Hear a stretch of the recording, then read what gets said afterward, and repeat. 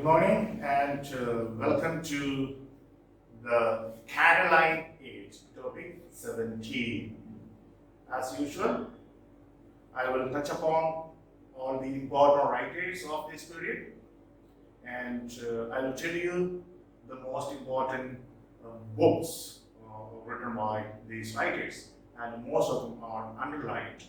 And a few things I will not even talk about.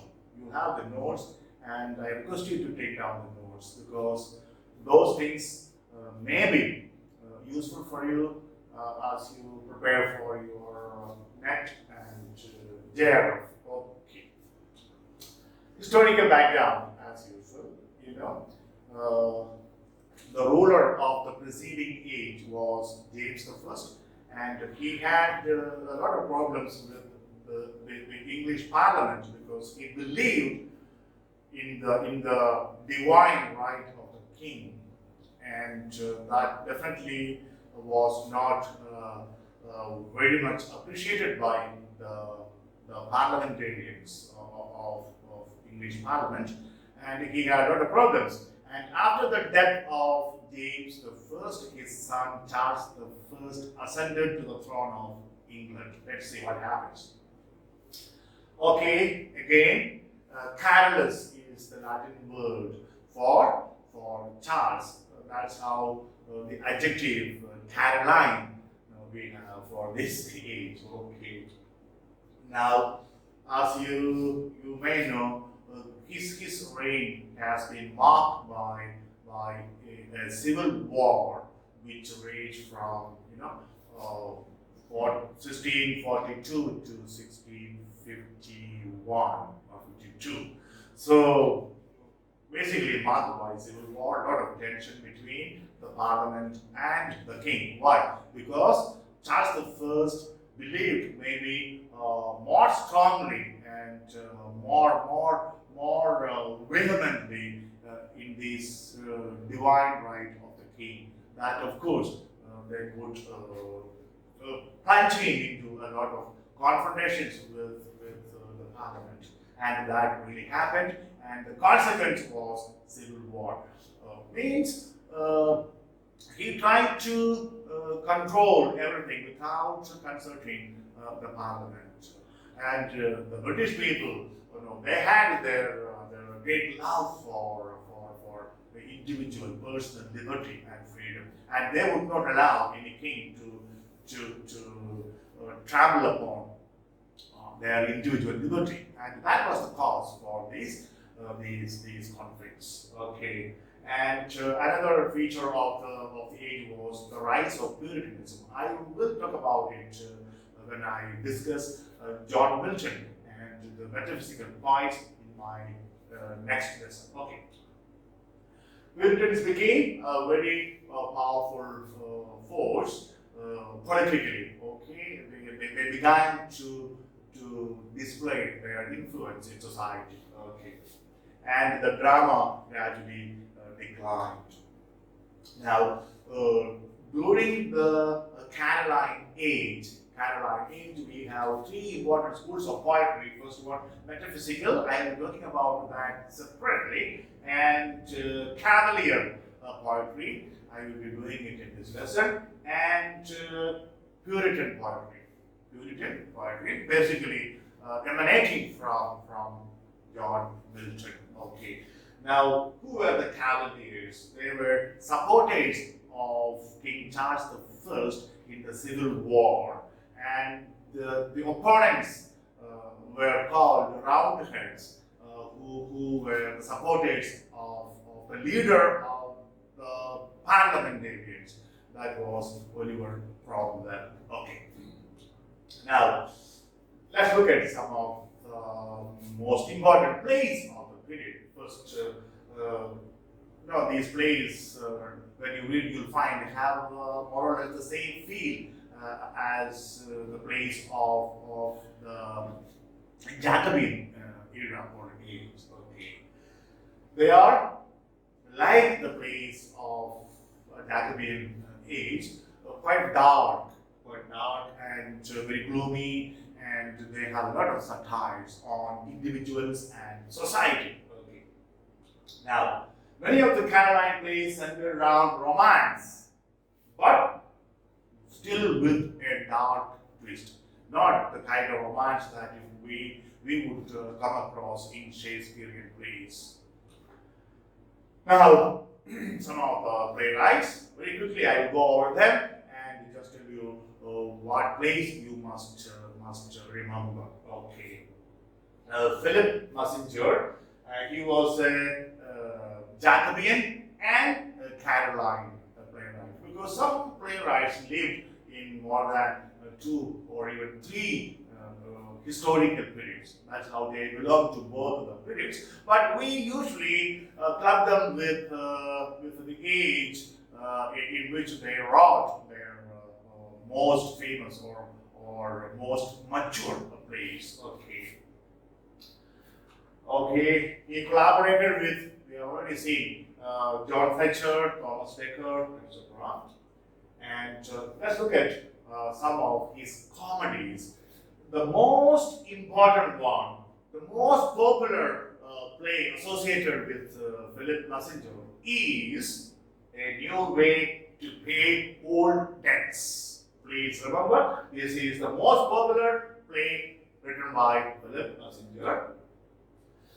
What does the play do? The play, in short, illustrates the class distinctions that existed in English society, especially in Latin society of that time. That is the central theme. If you want to know more about the play, please try to read at least. As a teacher, I should not be telling it to somebody, but you must read the original play. That's official. Aside is unofficial. Okay. Now, the central character, remember his name, I have underlined. Sir Giles Overreach. He's the villain of this particular play, and his daughter is, one lord or noble is quite unwilling to marry his daughter because of this class distinction. So the play revolves around with this story. Okay. Now, another play of Messenger is The City Madam, not very popular. The theme is the vices of hypocrisy, greed, pretension, and social discriminations or distinctions again. Okay, those are the themes of this play, The City Madam. Okay, it is quite reminiscent of Shakespeare's Measure for Measure. Tragedies, I just given the list of some of the plays. They are not very popular. You can ignore them. Now, John Ford is the next playwright. So, Philip Messenger, you know which play you must remember. He also lived during these two periods, during the reign of James I and during the reign of Charles I. Okay. Many scholars consider him, this is important from the examination point of view, but the last major dramatist of the English Renaissance. Okay, from the examination point of view, this is important. Now, please note, John Ford is quite an important playwright. Okay, you have to remember some of his most important plays. First one, tragedy, The Broken Heart. Oh, somebody broke someone's heart. That's what we understand. Let's see what it is. This is one of his greatest works.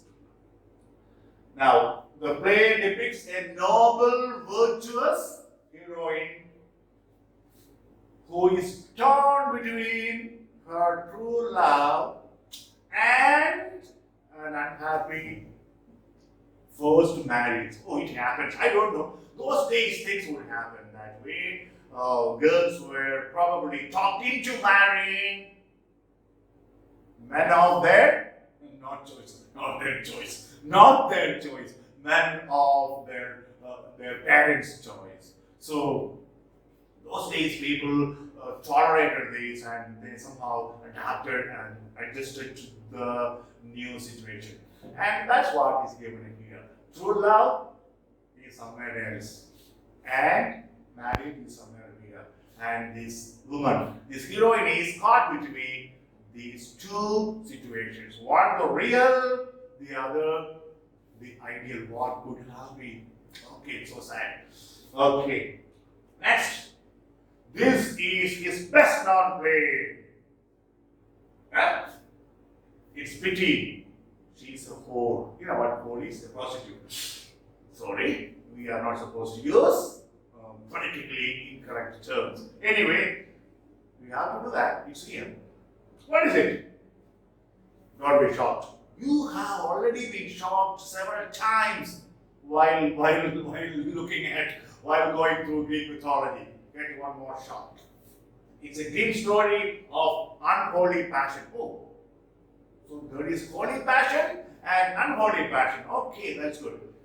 It tells the story of an incestuous love. Oh, it was there in Greek mythology. We can't just be here. Between Giovanni and his sister Anandala.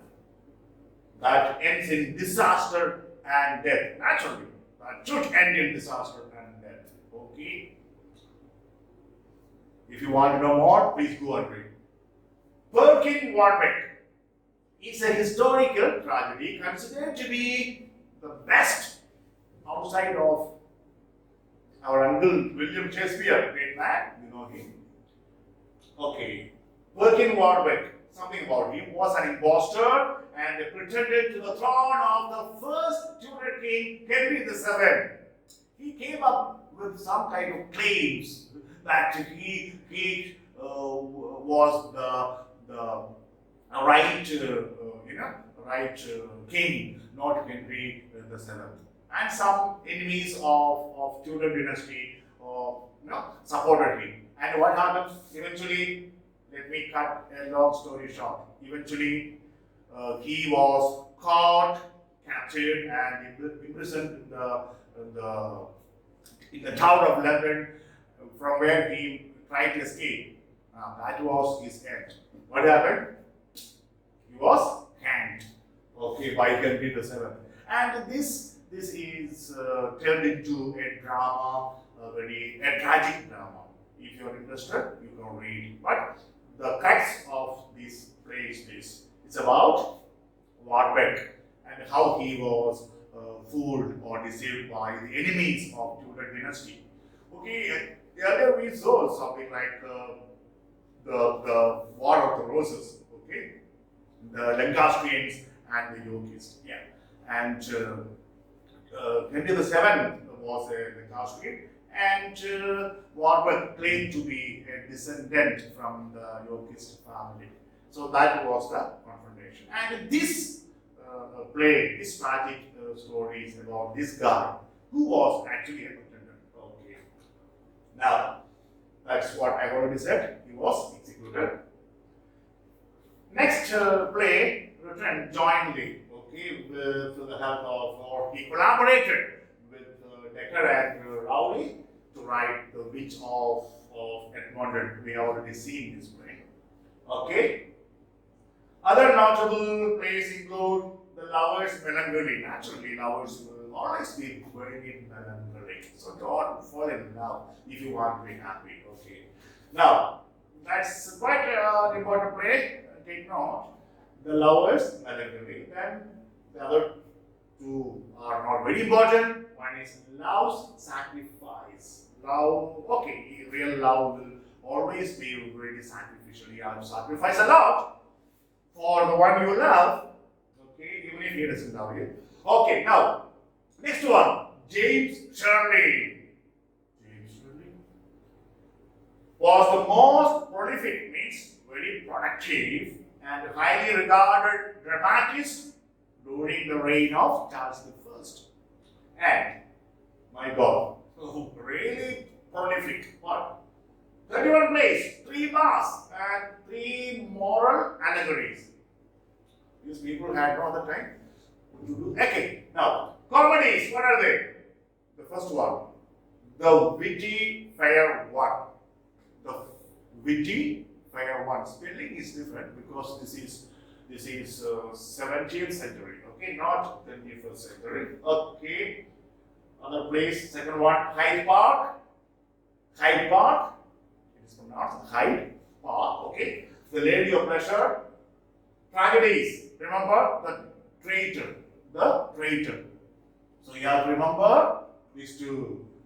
The witty fair one, comedy, tragedy, the traitor. Okay, James Shirley. Then, so Thomas Brown. He was a physician. His most famous work is Religio Medici. Latin, Medici, not medicine. Medici. Okay. The religion of a doctor. It is his finest work from the examination point of view. This is very important. Okay. It's a spiritual testament of a writer as well as a psychological self-portrait. Okay, Brown brings out his psyche into this work. That's okay. More vulgar errors. This is an attack on the superstitions or false beliefs of the time. That's why vulgar errors. If you have some superstitions, then it's a vulgar error. Even these days, some people do not go to work if a black cat just jumps across on the road as they're driving or walking. And I don't know. I don't believe in all these things. Okay? Hydrotaphy. Hydrotaphy. What does it mean in English? Urn burial. What is an urn? It's a vase, like a flower vase, have you seen? And the ashes of the cremated person, okay, is kept in this urn. Now, what does he do with this work? He's trying to show man's struggle with mortality. Of course, we struggle with our mortality. When we grow old, we really struggle if we are not lucky. And the uncertainty of what? Fame. And also one's fate. What will happen to us? What will happen to you and me tomorrow? We do not know. What will happen to us after our death? We actually do not know. But from our religious belief, please don't quote me, from our religious belief, we all know we go to heaven if you do good things. But there are people who don't believe. Okay, we respect them too. Okay, God will take care of His creatures, don't worry. We don't have to bother them. Okay. But this is a work that tries to show this struggle. Okay. Then the Garden of Cyrus. Cyrus was a Persian king, lived in 500 BC, and probably he took the title from there. The Garden of Cyrus. What does the writer do here? This is trying to show, or this text tries to show the interconnection of art, that means novel, plays, or poems, or even painting, sculpture. The interconnection between art of any kind, nature, and the universe. So everything is interconnected. That is the thing. Just remember the name of this work. We come to another school of writers, another school of poetry. In fact, they are known as Cavaliers. Who were the Cavaliers? Supporters of Charles I in the Civil War between the parliamentarians led by Oliver Cromwell and this side Charles I. Okay, those who supported Charles I were known as Cavaliers, and those who supported Oliver Cromwell were known as Roundheads, as if there are flatheads, I don't know. Anyway, okay, they are lyrical poets. Excuse lyrical poets, and they deal with love and war. Naturally, the age was such love and war, nothing else. Intended to entertain rather than instruct. So don't expect any kind of moral instruction from these guys. Their purpose was not to instruct you morally, just to entertain you. Okay. What are the features of Cavalier poetry? Direct, simple language, and which tries to express the writer's individual personality or the speaker's individual personality. Very everyday common language. See, conversational style. Naturally, people would love such style. Later on, we will see very soon. When we come to Wordsworth and his team, Coleridge, Shelley, Byron, Keats, Robert Southey, we see they also use natural, very everyday common language of common people. We will wait. Okay. Now, let's look at some important points of this school. Some important Cavalier points. Remember, this is about Robert Herrick, about his life in career. He is best remembered for the line, "Gather you rosebuds while you may." Very famous line. What does it mean? Make hay while the sun shines. Right? Okay. Now, this means make the best of all the opportunities you have when you are young. That is the meaning of this line. Gather your rosebuds while you may. Spellings are quite different because it is 17th century English. From which poem? To the virgins, to make much of time. From this poem comes this famous line. Now, Hesperides. Hesperides is another collection of his poem. What does it mean? Hesperides, Hesperides, were nymphs, maidens. They appeared in Greek mythology. Okay, and they were they were believed to be the daughters of Erebus and Nyx, god and goddesses of darkness and night. Anyway, and these nymphs were supposed to guard a tree, apple tree that bore what? Golden apples. That Gaia gave to Hera. Now all this come to your mind. Oh, Gaia, Hera's grandfather, Uranus. Understand?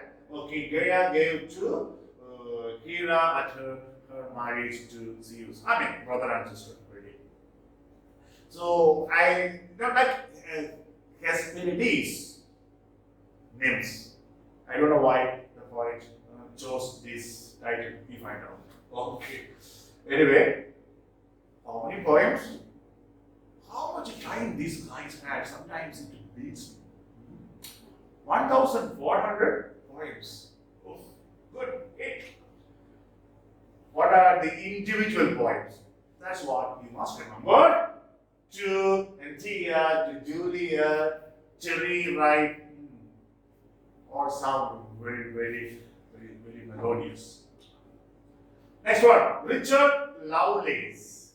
I have heard about the shoelace. This is Lovelace. Okay, there may be something that is used to turn into one now. Anyway, these are his biographies. But we go to some sadder ones. What happened? He was a cavalier, actually supporter of Charles I in the Civil War. So when Charles I lost the war, and finally, what happened? I'll tell you that later. Okay. Imprisoned by the Roundheads during the Civil War. Poor guy. He was imprisoned. And then later on, when released, he did some kind of soldiering, work of a soldier in France. Let's look at this book. Lucasta, that's a volume of poems, contains the best of his short poems. Very good. Richard Lovelace. Okay. Lucasta is a girl's name of Latin origin meaning pure light. Okay, you can name later on your children maybe Lucasta. Okay. This collection is dedicated to his lover named Lucy Sacheverell. It is pronounced Lucy Sacheverell. What? He had a lover. So the whole collection of poems, the whole collection, dedicated to his lover. Great man, great lover. Okay. Now, his two best known lyrics, that's what you must remember, are to Althea from prison. Even from prison, this girl had no peace of mind. Started writing poems. Okay, from prison, he wrote a poem to Althea. Another girl from prison. No, Althea, nobody knows who Althea is, but scholars come to the conclusion, none other than Lucy. Very faithful lover. Okay. It is one of Lovelace's most famous poems. Which one? To Althea from prison. This poem contains the often quoted famous lines. Now you know from where these lines are.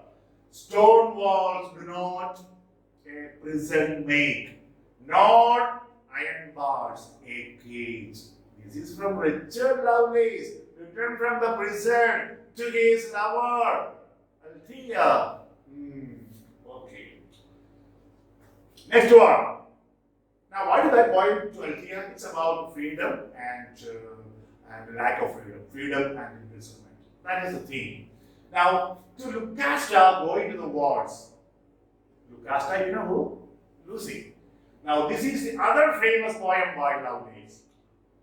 In this poem, he defends his decision to go to war. Now, those days, wars were in abundance.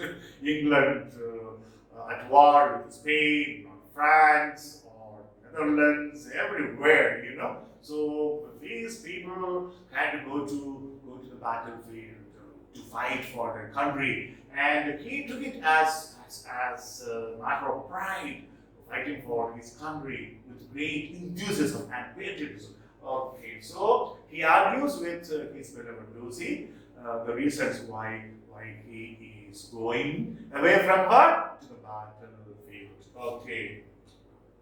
So John Suckling, born in Middlesex. Why? What is Middlesex? Is it bisexual? No. Middlesex. I don't know what kind of names these people have in their country. Okay, anyway. Major works. Ballad upon a wedding. Ballad upon a wedding. This is a kind of mock ballad. Okay. Mock ballad. Yeah, it is a mock epithalamium. You know, a poem written, Spenser was famous, a poem written to celebrate someone's wedding. So it's a mock one. Celebrating the wedding of Suckling's friend, John Lord Lovelace. Not Richard. Richard Lovelace's probably brother. John Lord Lovelace. Okay. John Lord Lovelace was Richard Lovelace's brother. So when John Lord Lovelace got married, this guy Suckling wrote epithalamium, that is celebrating his wedding, but it's kind of mock epithalamium. Okay. Why so pale and wan, fond lover? Wan means, what's the meaning of wan? Very, very, very pale, very, very pallid. No, very, very looking sickly. So somebody is asking this lover, why are you so exhausted? Why do you look so pale, etc. And this poem is a kind of advice given by a friend to a young man who is failing in his schemes. He is failing in his schemes. What? Schemes to win the heart of a young lady. Come on, if you fail to win the heart of one lady, go to another lady. There are many. I don't know why these people lose their energy going after one. Hey, fun. that aside, this is the content of the poem.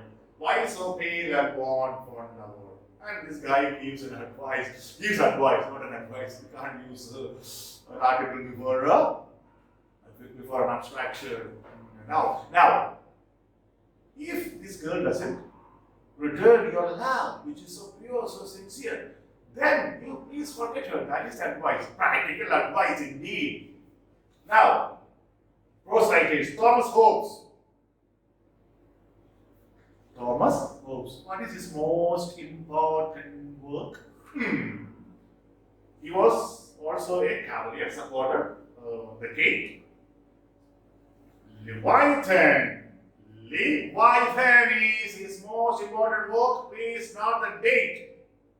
1651. King James version of the Bible, 1611. These are some of the most important works, and you must remember the dates of their publication. Leviathan, what is this one? In Jewish mythology, Leviathan, is a primordial serpent, sea serpent, a monster-like thing.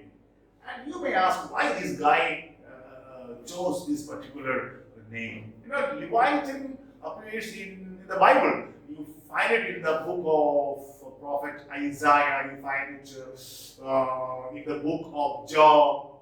Okay, and I think in a few more other places in the Bible, you find reference.